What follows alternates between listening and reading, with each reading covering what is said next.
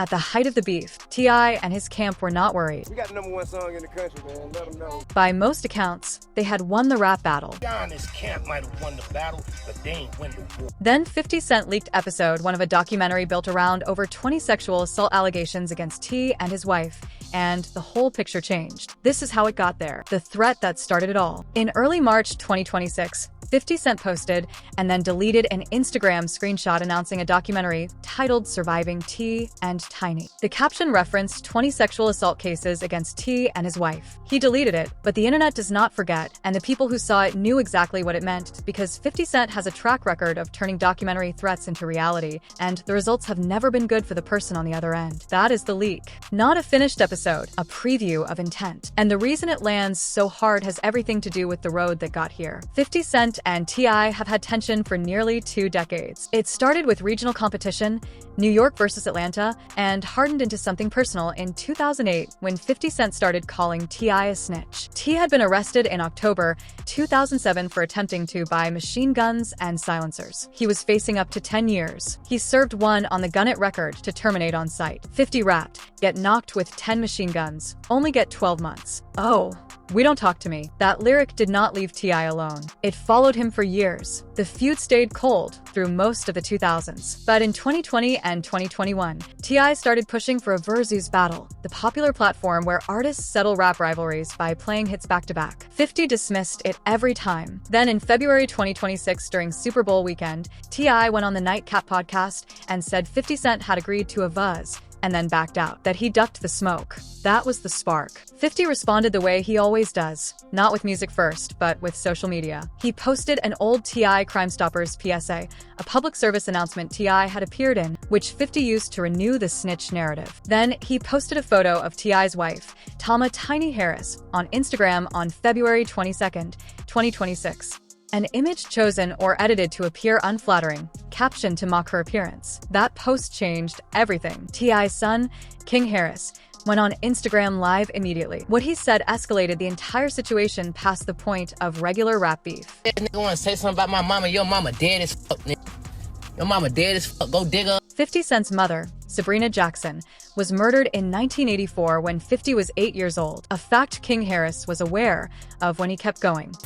Post a picture of your motherfucking mama, nigga. She dead, nigga. Pay respect, nigga. King Harris went directly at that wound, and he did not stop at words. How y'all niggas raised? I'm not raised like that. I don't go. I'm not going about my mama. King was framing his own actions as a response to how 50 started it. That going at a man's dead mother was his retaliation for 50 going at his living one. What's wrong with you, nigga? Y'all niggas better tie y'all motherfucking shoes. Y'all niggas don't know who the fuck y'all fucking with. The tone was not grief, it was a threat, and the internet watched all of it. The day after, on February 24th, T.I. posted a video of himself dancing with his own living mother, captioned, "Happy birthday, mama," with one of his diss tracks playing in the background. The contrast was not subtle. Fans read it as a deliberate cut. T flaunting his mother's presence, while 50 has none. His son, Demony Harris, dropped a diss track of his own that same week titled Ms. Jackson on February 27th, 2026. Then King Harris did something that drew a line even some of T.I.'s supporters would not cross. He wore a t-shirt printed with a photo of Sabrina Jackson, 50 Cent's deceased mother, during a disc video, mocking her appearance and her death. Observers in hip-hop media were already reading the situation as having gone too far and reading 50's silence as something more calculated than retreat. That reading proved correct, because what came next was not a diss track. It was a documentary threat. It was around this point that 50 Cent posted and later deleted an Instagram screenshot threatening a documentary called Surviving T and Tiny. The caption referenced 20 sexual assault cases. He was no longer just trolling. He was pointing at a specific set of allegations, ones that had existed since 2021, and threatening to build a production around them. That is what the title of this video means. The leak is not a finished episode. It is 50C broadcasting his playbook. And the people watching understood exactly what it meant because they had seen him execute it before. The allegations that make the threat real. What gives 50 Cent's documentary, Threat, its weight is not the threat itself. It is what the documentary would be about. And that story goes back to January 2021 when the allegations against T and Tiny Harris first broke into the open. It started with Sabrina Peterson, an entrepreneur and former friend of the couple. Peterson publicly accused T.I. of threatening her with a gun during a 2009 incident. That post opened a door. Within days, Peterson said she had received messages from over 30 individuals with similar stories about the couple. Stories of drugging, coercion, and assault spanning more than a decade. From 2005 to 2018, by March 2021, attorney Tyrone Blackburn publicly represented 11 accusers. 8 women alleging direct sexual assault by T, Tiny, or their associates, and 3 others with related claims. The claims were specific and consistent. Women invited to parties or hotels, given drinks, spiked with substances, including MDMA, and then subjected to non-consensual acts. One woman alleged that in 2010, the couple forced her to take drugs and engage in sex at a hotel where she could not consent. Another claimed T and a male associate drugged and raped her in a hotel room the same year. These were not fringe claims, buried in gossip blogs. Attorney Lisa Bloom also came forward representing 2 additional women. The New York Times spoke with 5 alleged victims who corroborated the pattern of drugging and assault. Blackburn sent letters to authorities in California and Georgia requesting criminal investigations, describing what he called a pattern of methodical sadistic abuse. This is the material that had been sitting in the public record for 5 years,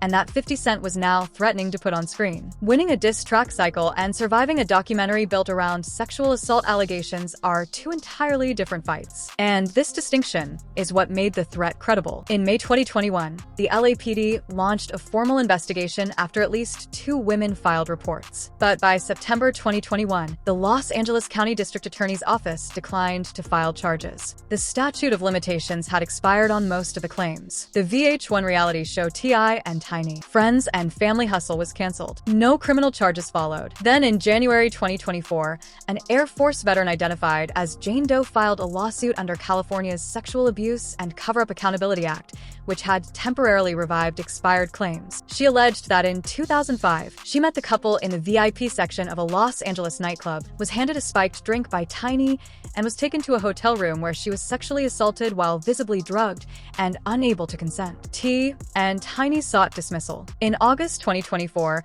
a judge granted the motion after the plaintiff failed to respond to the couple's filings. The case was dismissed with prejudice. T and Tiny have denied every allegation, calling them extortionate demands and fake claims. In a January 2024 statement following the Jane Doe lawsuit, they said, "We are innocent of these fake claims. We will not be shaken down, and we look forward to our day in court." No criminal charges have ever been filed. The defamation lawsuit T.I. filed against Sabrina Peterson in federal court in September 2024 is still ongoing with a trial date of June 2026. The legal wall held, but that only matters in a courtroom, and a documentary does not need a verdict to do its damage. The legal landscape gave T.I. and Tiny cover in 2021. What it cannot do is stop a camera crew from knocking on a witness's door. But the legal outcome, or lack of one, is not the only thing that matters here, because 50 Cent is not a prosecutor. He is a producer, and what he produces, as history shows, does not need a conviction to cause damage. 50 Cent's playbook. How he builds a case before the camera rolls. To understand why 50 Cent's threat lands so hard, you need to understand how he operates and how deliberate the sequence always is. 50 Cent is a media mogul through his Gannett film and television company with a track record of producing expository content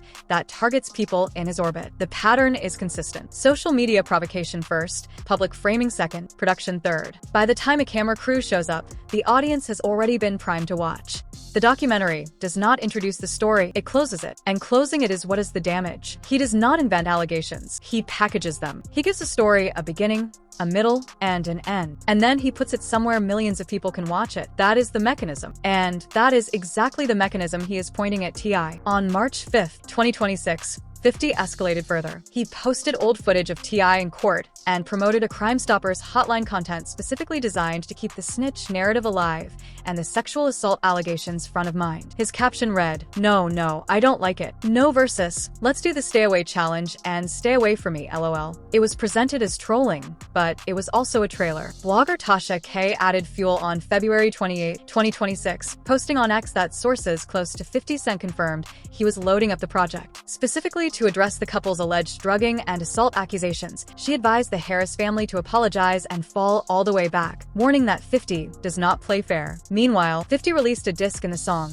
No One Told Us What Here For, the theme for his Power Origin series, taking shots at T.I.'s family dynamics without naming him. Then on March 7, 2026, he released No More Tricks, No More Tries, featuring Max B, a track loaded with lines that in context read as a direct address to T.I. The lyrics included no more tricks, no more tries, no more believing the lies, and the caption, I am the algorithm. That caption is the whole strategy. 50 does not just want to respond to T.I. He wants to be the narrative. He wants to control the story before T.I. has a chance to tell his own version. And the people paying attention to this situation understood that the troll posts and the music releases were not the main event. They were the warm-up. The point is not just about toughness. It is about what 50 does with adversity. He converts it into content and points it back at whoever started it. The documentary surviving R. Kelly, which premiered in 2019 and was watched by 26 million people, is the template everyone understands. R. Kelly was convicted in 2021. The proposed title Surviving T and Tiny is not subtle about what category 50 is placing this couple into. He is building a box around them and daring them to get out. T.I.'s response to all of this has been defiant. On March 5, 2026, he posted a video from his Let Them Know music video shoot, writing, "We can go bar for bar, hit for hit, or doc for doc. Either way, all you're going to do is show how much of a FNU is Let's Play. Nobody fears you over here. Boo boo." He followed with the diss track rapping. He captioned it, I 50 Cent drop whatever you choose. Just please keep showing the world you AH.